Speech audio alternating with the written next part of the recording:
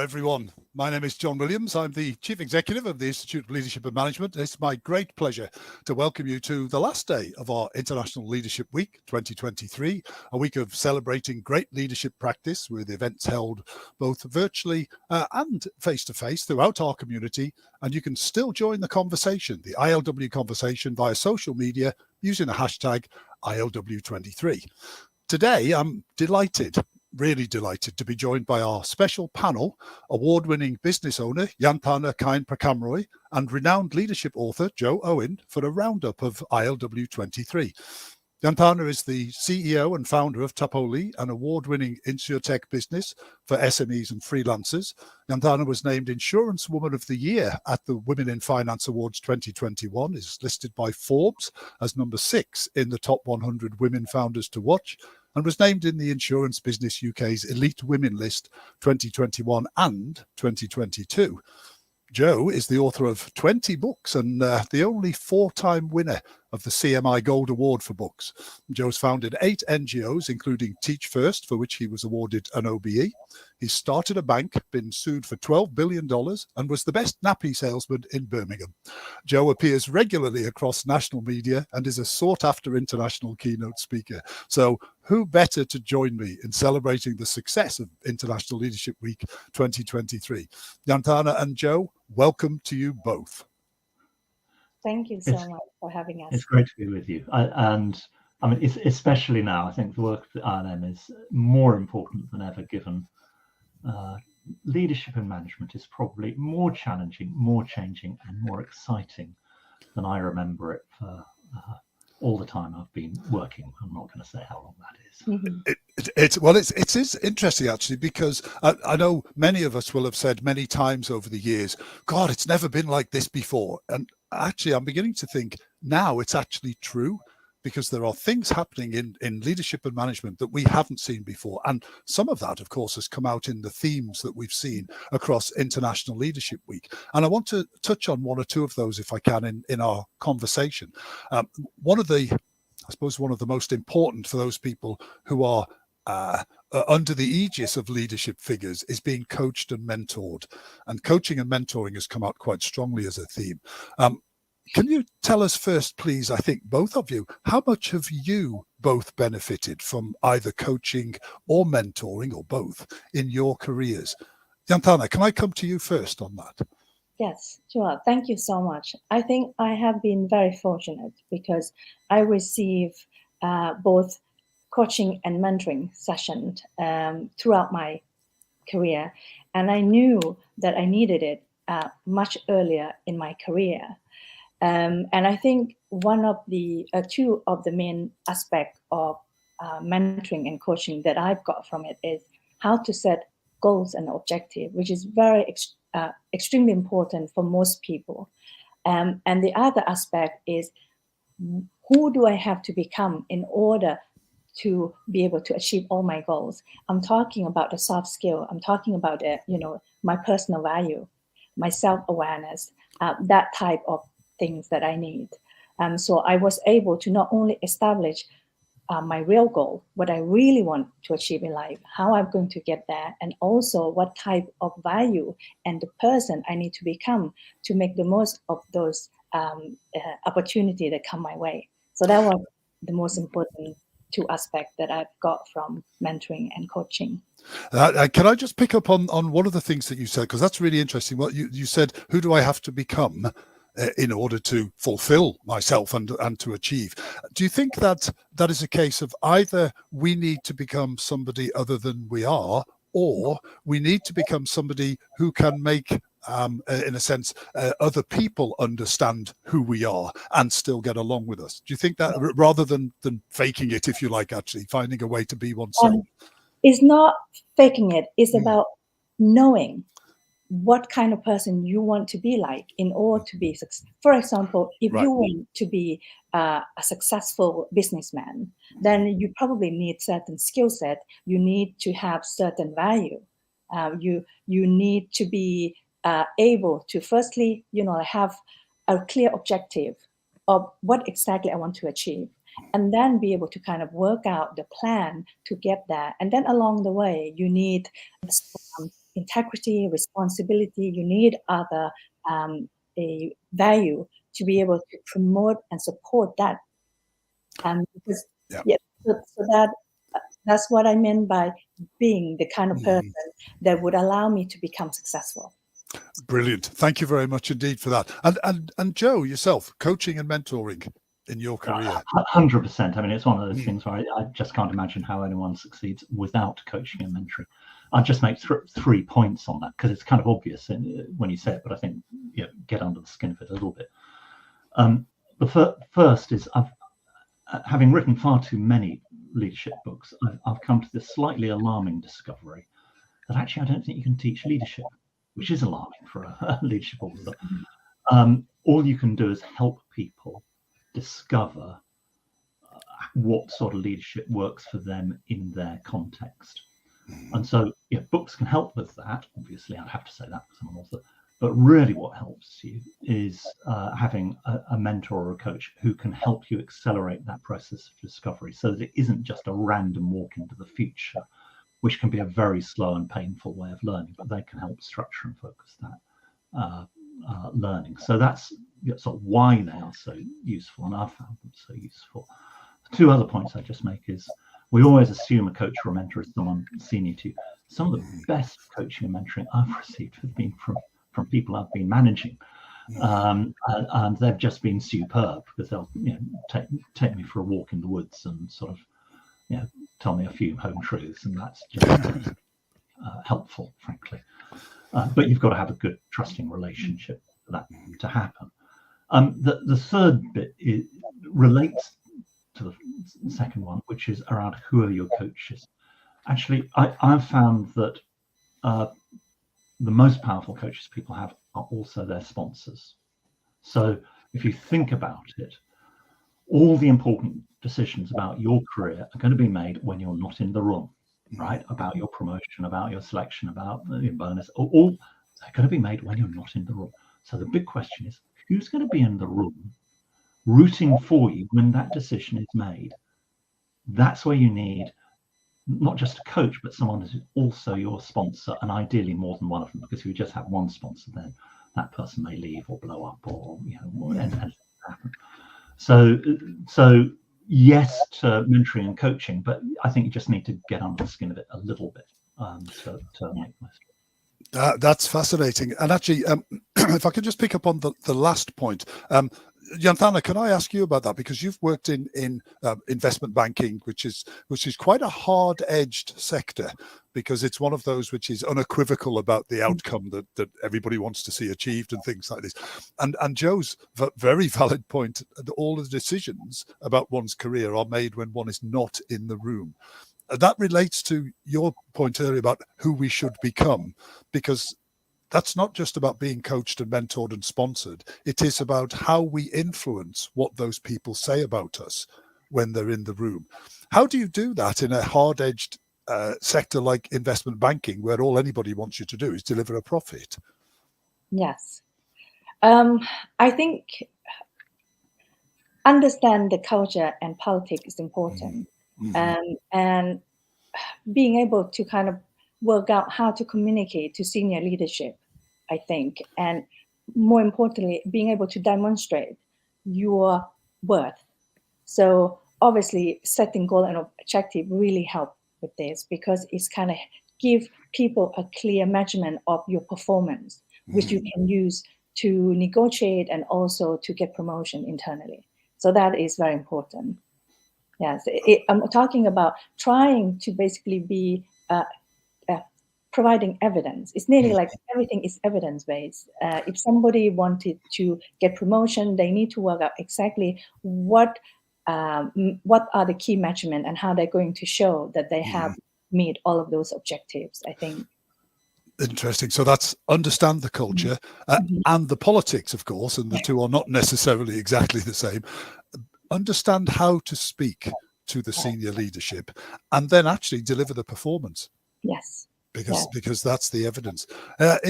Joe, is that a model that you would ascribe to as well? Because I can see that, having worked in banking myself. Do you see that in other sectors? Yeah, it's pretty universal. It is about performance, but performance is also about perceptions, because a lot of performance is contestable, actually, about who really did what. So, and a lot of professional work is highly ambiguous.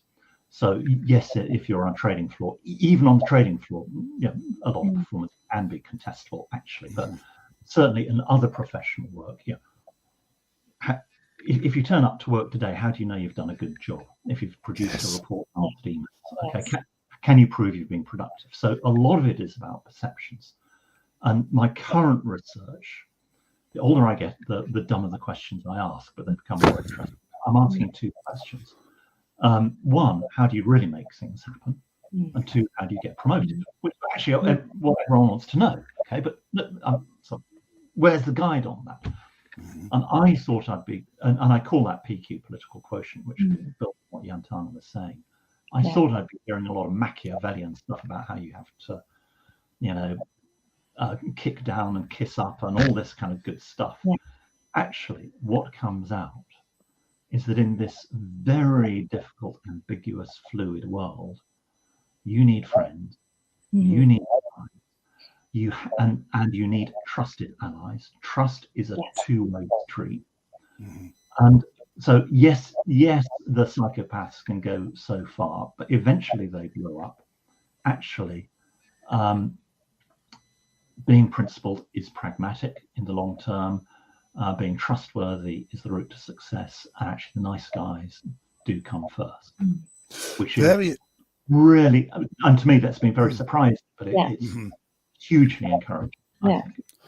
And that's an interest. So trust is in a sense, almost the only valid foundation for, call it, long-term success, if you like, as a leader and stuff. Because trust is the soft power. I mean, we all have hard power in terms of spans and control and budget, but if that's what you rely on, you're toast.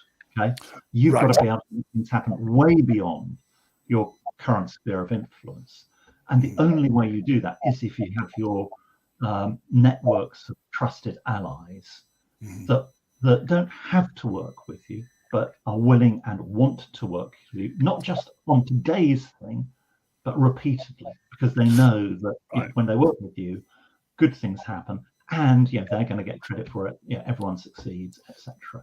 So it's the opposite of what I was thinking I'd find, and it's actually life enhancing. It's really, and life enhancing to be trusted. It's very interesting this, because one of the things that we know, in a sense, from evidence, is that a big challenge to leadership success is ambiguity and uncertainty. And actually, if people trust us, there's an element of certainty that we wrap around all sorts of different conversations. And Janthana, if I could just come back to you on that, actually, having worked in the hard end of banking, if you like, and also now, of course, running an insurance tech business, and there's nothing soft about the tech industry at all. It still has to do profitable behaviors, and particularly for smaller businesses and freelancers.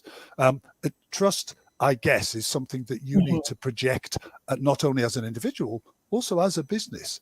Is that something that you find straightforward or easy? Well, we are, operating in a business where we sell trust. Insurance product is all about, selling trust at the end of the day. And a lot of people today do not trust insurance company to be there for them. So it makes our life harder to build that. So the way we basically build is around, I build the company culture based on my own personal value. So trust is, a big part of it, but to split that down, we obviously wanted to add value to customer. We wanted to deliver on our promise always. So that's how we build trust, and being responsible for what we do and, delivered on what we say we will. So that's basically the principle of how we build our business on top. And of course, on top of that, we also bring other aspect where the add value part is we wanted to make sure that we have good product for the customer and that we serve customer in the best possible way that we can. So, and having that as the kind of, basis of how we build our business is always about people. I know the importance of building relationship long term. And selling, like any sales job, is all about people. It's all about them trusting us. But we would only earn that trust if we consistently performing and keeping our promises and not oversell our products and services. So consistency is the key word in there, isn't it? That's what fits with this, removing ambiguity and uncertainty and everything else. And an interesting question here, and actually I'd be interested to hear from both of you. This question just popped into my head. Somebody said to me once, SMEs have a personality, and it's usually the personality of the business owner or the core, if you like, of the business. Big companies have a culture. And the difference between them is it's not possible to have a personality associated with a very large company. Now, there are some companies, think of large players, Elon Musk, Jeff Bezos, Bill Gates, big names in business, who we think maybe their personalities are reflected, but they're not really their personalities reflected in their companies. How do we, in the transition to growing a business from an SME to a bigger one, how do we retain the personality and the values? How do you think that works? Joe, can I come to you first and then to Janthana? It's been interesting. I've set up whatever it is, seven or eight NGOs. Yep. And I've sort of seen them go from literally talking about an idea over a cup of tea to sort of being lots of countries and all that kind of good stuff. And each time, working with the founder, you think, well, we've got to retain this unique magic source of the founding atmosphere and all this sort of stuff. And then by the time you get to about 50 people, you go, well, actually, it's got to change a bit. We've got to professionalize this, etc. Yep. By the time you're 70, it's different. By the time you're 100, you're now a professional organization. And as you grow, the people who started the founding team go, you're about to destroy the magic source, destroying the culture. It's a nightmare. And you go, well, actually, we're creating a different sort of culture. And what's odd is how actually often, despite the founder, the firm begins to acquire a culture all of its own. And you sort of go, well, where does that come from? Now, what you can do, and what I try to do in each one that I've founded, I just say, look, hang on to 3 values. You can have the long values list of here are 15 values, and that keeps grandees and committed, sort of feeling very happy that they've ticked all the boxes. But nobody can even remember 15. But if you've got 3 values, that means you've got to make choices about what are the ones you're really going to have. But then you just hammer away at those values, and you can hang on to those values.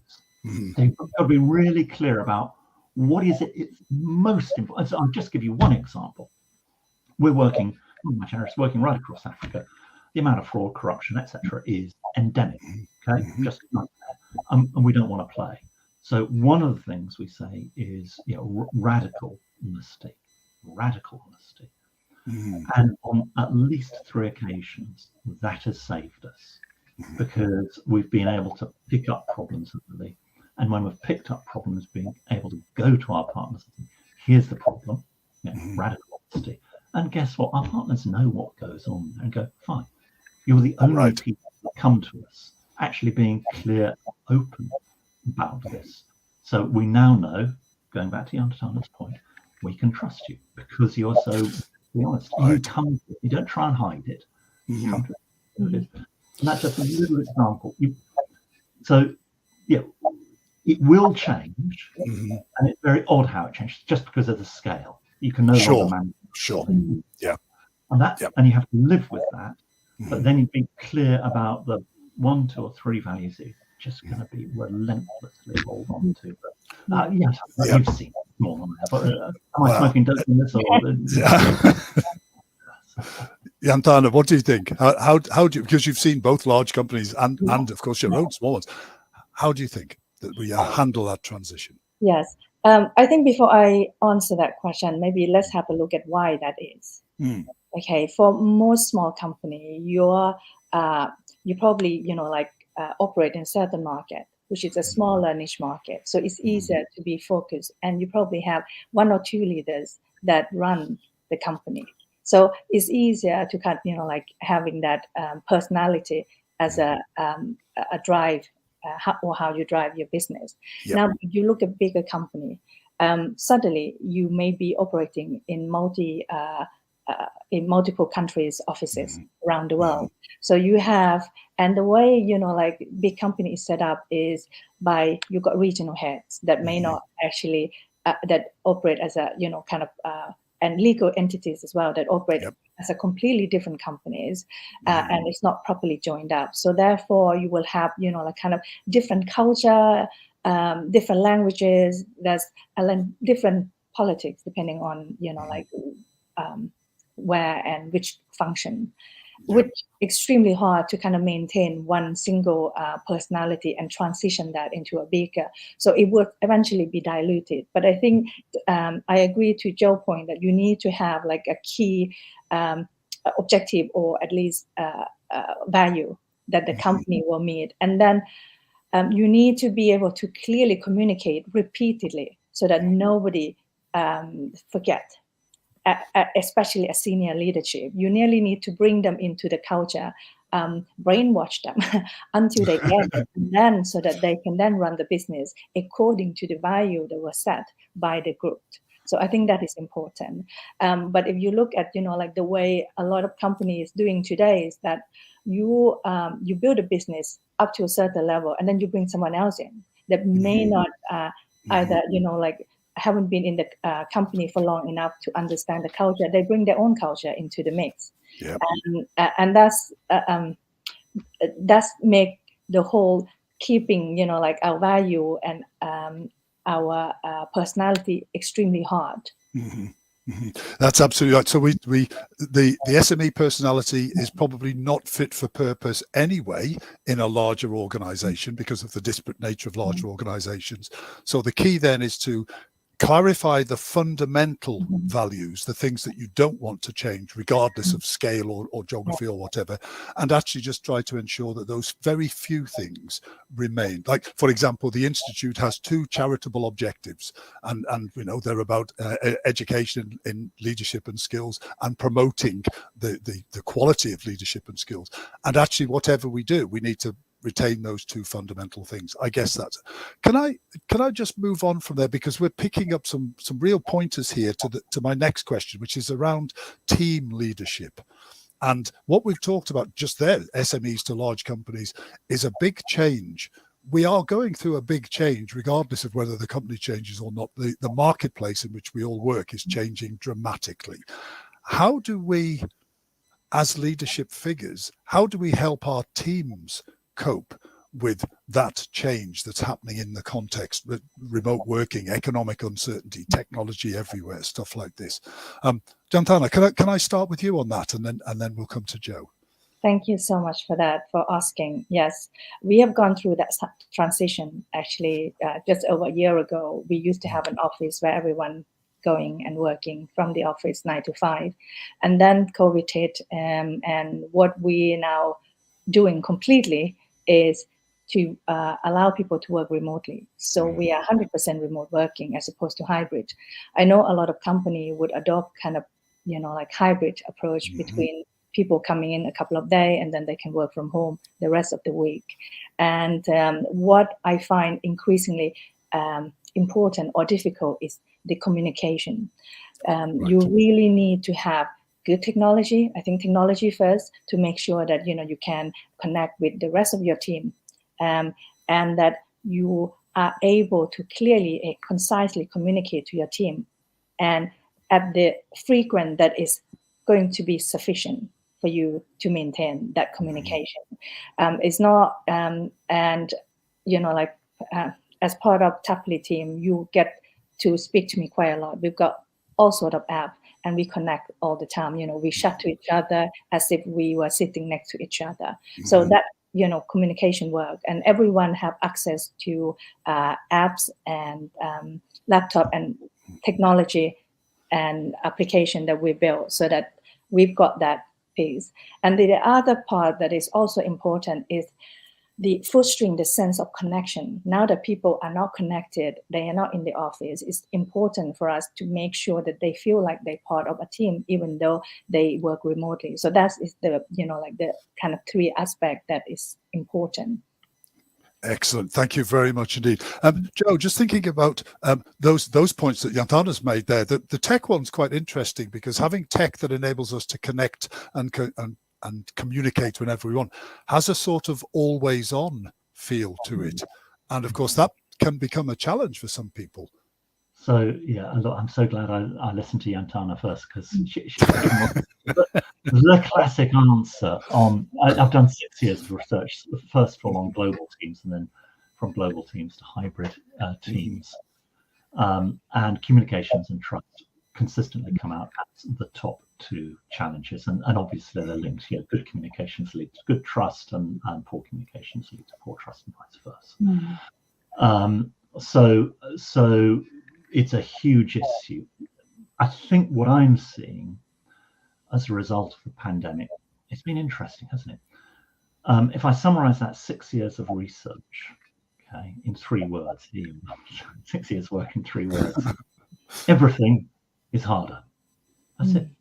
Everything is hard when you're on a global or a remote team. And that's good news, because it means that managers and leaders have to be far more purposeful and intentional about everything they do.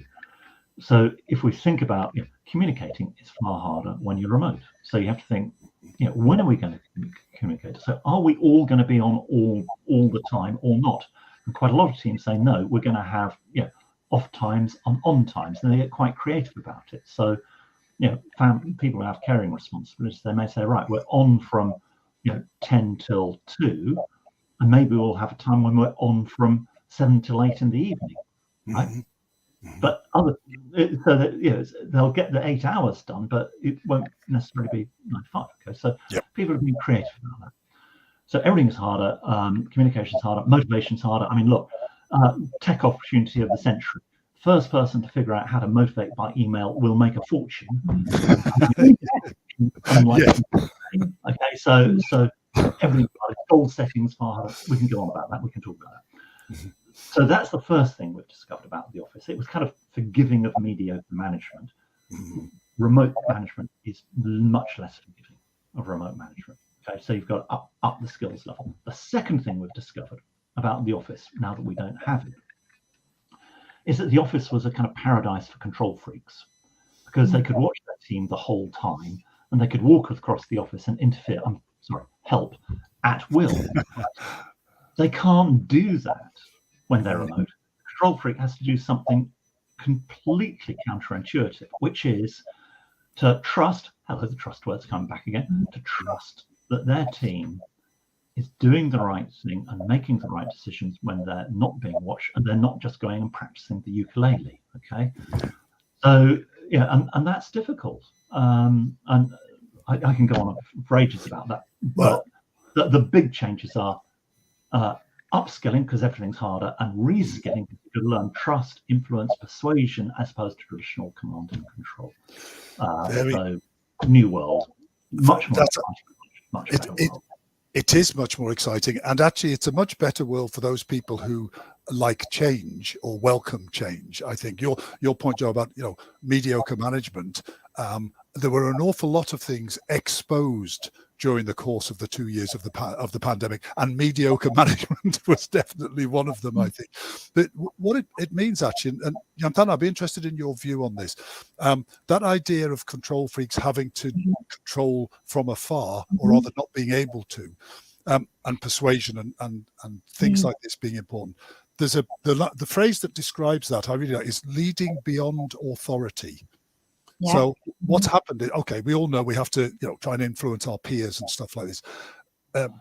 Working remotely means even line management authority doesn't have the same power it did. So we have to sort of lead beyond our authority by cajolery and things. Yeah. How do we get traditionally mindset leaders and managers to make the transition to that? Yes, to be honest, I am one of those freak or control freak. I'm obsessed by wanting to know about what everyone is doing on a daily basis. But what I have learned is, apart from trusting my team, of course, I have to, now that I got the right members, team members, how do I make sure that they're doing things that I think they should be doing? And the way we basically doing it is to build, there's two things, it's tools. So we've got very good task management tools. And we've got extremely good process of identifying if any tasks are not being done. And we also communicate that to our team members. So that's basically the way we are able to manage all of our tasks, and that I know exactly when tasks are not being done and why, and then I can step in. Like having that kind of clear strategy around how you manage task. So I've gone from not managing the person, but managing the task and the activity. So it's focusing more on the results. And then what they do on a in between doesn't matter. If they take less time to do a task, then it's up to them to be to manage their work and life balance. But all I want is these are the tasks that the company or we need to perform on a daily basis. They have to be done, and we have that clear accountability and responsibility, and making sure that and also being self-aware. Me as a person, obviously, I need to be aware of things that I may do that may actually preventing my team from being able to perform their best. So having that, it could be that I'm holding out on information that I should have been passed on, or it may be that I'm not, being communicative, or I'm not being clear about my instruction. Anything like that is have to factor in. So at leadership level, I think self-awareness is number one. You have to be aware of where are your gaps in your leadership, so that you can bridge it. And then you have to have the willingness and ability to change. So because, working in this era where everything changing so rapidly, and management, they themselves have to be able to upskill and change their way of being. Right. Absolutely. And lots of things in what you just said there, not least the last point, which is about self-awareness. And one of the things I think, and I like that model where you agree the outcomes, and then there's transparency about how things are going, because then everybody can see what is happening. Exactly. Actually, one of the things I guess we need to be sure of is that we are encouraging and accepting of feedback from our teams about the nature of our leadership, because of course that if the self-awareness, even if the self-awareness is there, it isn't always 100% perfect. Joe, excuse me, do you think that transition is happening in the minds of leadership figures, whether they like it or not, this understanding to the new regime? The idea of having to trust the teams, and then having to accept that actually the teams will feed back about their own leadership behaviours. Well, I'm sort of glad I listened to Janthana's answer first, because she's persuaded me to change my answer slightly. I was going to say that this is a revolution, and not everyone survives the revolution. Not everyone can make that change. But then she said she was a control freak, and she is making the change. So I'm changing my showing me how. And actually, she has given the clue to how at least some of those people can make it. Because another bit of research on that there's kind of this really interesting trade-off where professionals, if you manage professionals, you manage people who basically don't want to be managed. They probably think A, management is a waste of space. And B, you think they can do your job better than you can. You accept it, of course. I mean, just I don't know I'm speaking to. And that just makes it really difficult. So professionals want autonomy. Okay. So how do you manage people who don't want to be managed? Well, the easy answer is actually manage them less. They're all paranoid overachievers, so let them overachieve, and they'll do great things for you. That's a slightly simplistic answer, because you do actually need to make sure they do the right things, as Janthana was implying. So you've got professionals who want autonomy. They actually kind of bridle against the accountability, because how dare you judge me, sort of thing. And the way you cut through it, and I think, John, you were referring to this earlier, is the ambiguity question. If professionals don't like accountability, they really loathe ambiguity. Right. Because when you've got ambiguity, the way professionals deal with it, they try to cover all the bases. They try to do everything, and it drives them crazy. Hence all the stress that we've been seeing recently. So as a leader, you can do what Janthana's been doing. You say, right, let's be clear about what needs to happen. Be really clear about the outcomes. Let's have the success discussion, which is the discussion about how do we set this up for success? What do we need to do to make sure that this can be achieved? Okay?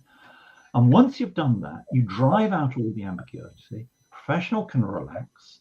You as a leader can relax because you know the other person's gets it, they're comfortable, you know it can be done, and you can then use whatever software apps you want to track it. And guess what? Once you've driven out all the ambiguity, you've got incredible accountability as well. So that's how you square it off. But if you say, I'm going to hold you to account and I want to see exactly what you're doing every moment of the day, you're just going to get it wrong. People are going to strike. Yes. So interesting. So if we want to be able to trust and therefore relax about trusting our teams, then we need to be able to give them autonomy. The context is telling us that anyway. Autonomy is a function of alignment. If they're doing what they're doing is in alignment with the outcomes that we want, then that's absolutely great. In order to get that alignment, we have to have no ambiguity. We need absolute clarity about the outcomes and agreement to them, because we don't just tell them what to do. So we have clarity about the outcomes, and that quite nicely allows them to get on with the job, and we can use the technology to see how the job is going. Your point, Janthana, we can manage the processes and lead the people. Yeah. John, congratulations. You've just created the 5 A's model of management. It's autonomy, accountability, ambiguity, alignment, and agreement. You'll have to sort of... You heard it first here, folks. It will be in Joe's next book, this 5A. I think this is an academic paper with 3 signatures at the bottom of it, most definitely. That's great. Well, that's really interesting because actually, we've got 7 or 8 minutes left to go, and I'd quite like to take all of these things we've been talking about and apply them to how we address the issues and challenges that are facing young leaders. Because actually, and I don't mean future leaders, because plenty of young leaders are leaders now, right now. And many young leaders, by definition, don't bring that baggage that we have seen with traditional leadership and management, because actually they weren't around when that happened. So how do we engage with young leaders, giving them the freedom, the autonomy that they want, especially if, in a sense, they want more than we are comfortable giving them? Janthana, can I go to you first on that one?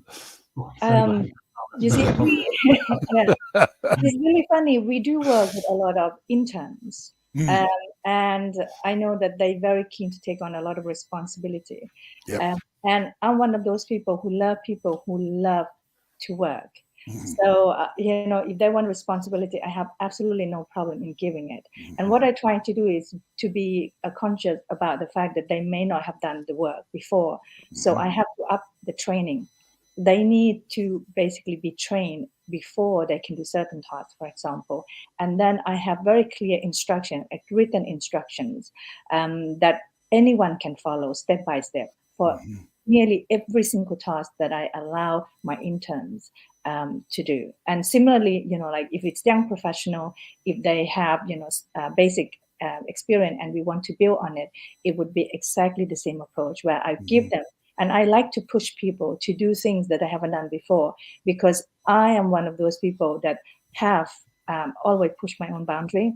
I like to get into like the business that I've never done before, and hopefully do it successfully. And the same thing with task.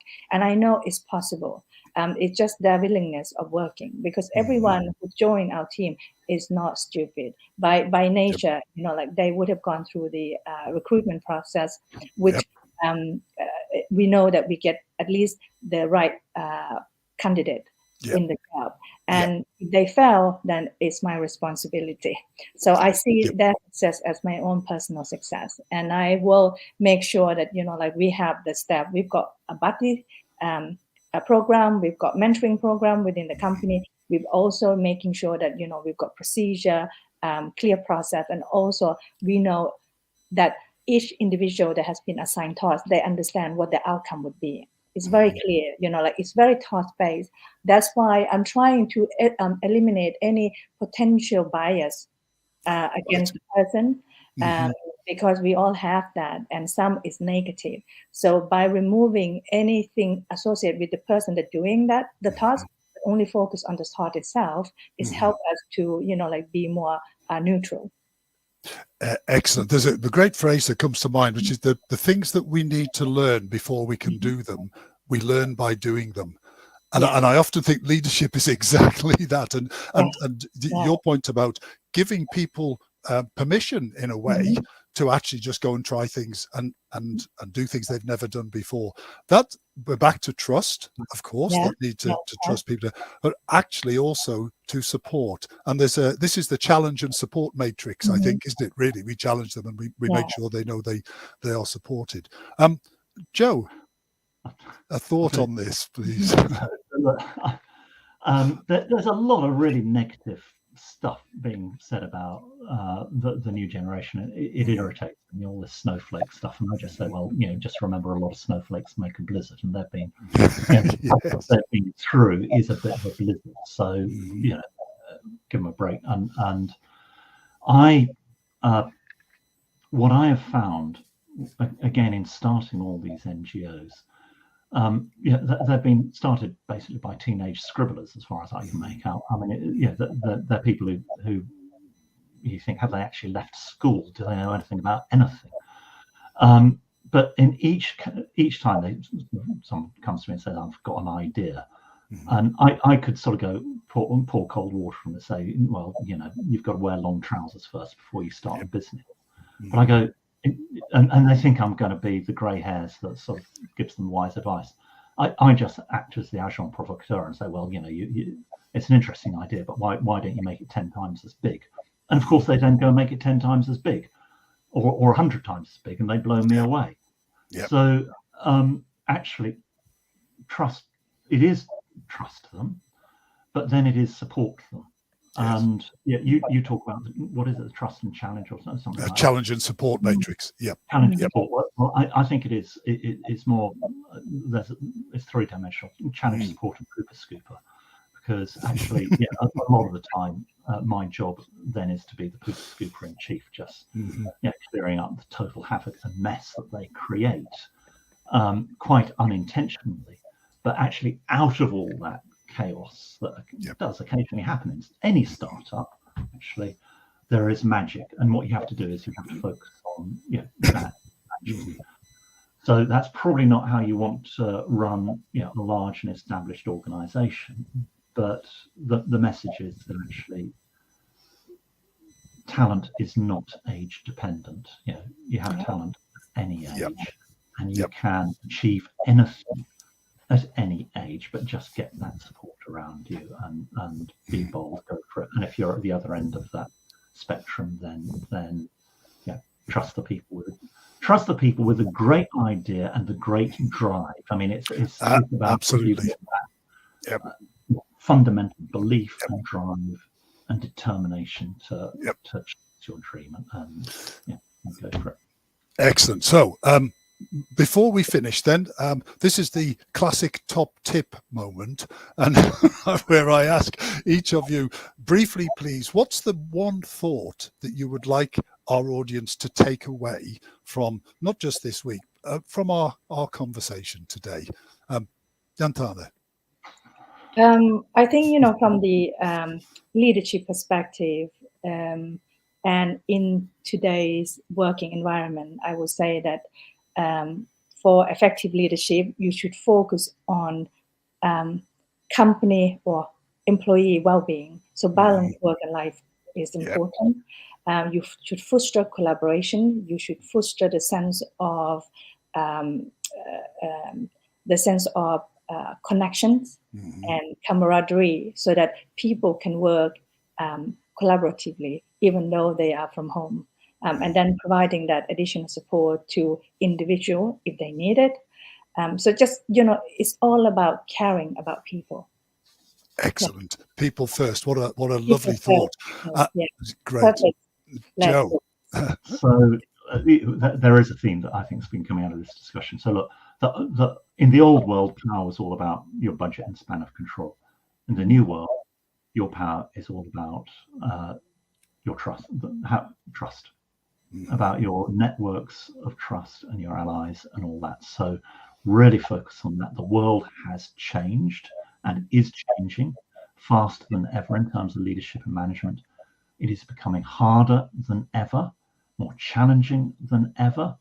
And I would say this is actually the most exciting time ever to be in leadership and management. And if you run with this revolution, you will come out the other side of it as just a wonderful leader, and the world will be a far better place. Absolutely brilliant. Thank you very, very much indeed, both of you. So trust and people first, and the 5 A's model of leadership and management, which we'll be in touch about, everybody. So that's it actually for today. Thank you very much indeed, everybody, for being with us for International Leadership Week 2023, a week of celebrating leadership. My very special thanks to our guests, Janthana Kaenprakhamroy and Joe Owen, and to all of you for joining us this week. I'd like to thank every one of the businesses and organizations that have joined in International Leadership Week, and I hope that you all enjoyed it. Let's keep the conversation going on social media with the hashtag ILW23. Thank you again to my wonderful guests, and thank you everyone for being with us.